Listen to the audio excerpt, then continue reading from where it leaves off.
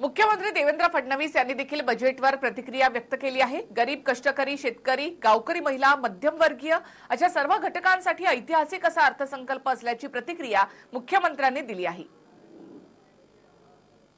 एकीकडे छोट्या शेतकऱ्यांकरता 2 हेक्टरपर्यंत प्रतिवर्षी 6,000 रुपये अनुदान देण्याचा ऐतिहासिक निर्णय असेल।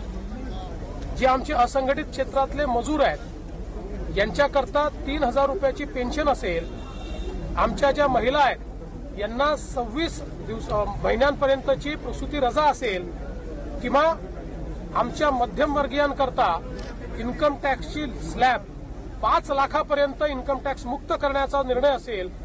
अतिशय ऐतिहासिक अशा प्रकारचे निर्णय झाले आहेत। खरं तर आज जो अंतरिम अर्थसंकल्प आहे याच्यामध्ये इतके निर्णय आहेत की प्रत्येक निर्णय या देशाला पुढे नेणारा प्रचंड मोठं आपण जर बघितलं तर इन्फ्रास्ट्रक्चरच्या क्षेत्रात प्रचंड मोठी प्रगती करणारा आणि सर्वांकरताच अतिशय मोठा दिलासा देणारा अर्थसंकल्प या ठिकाणी आलेला आहे।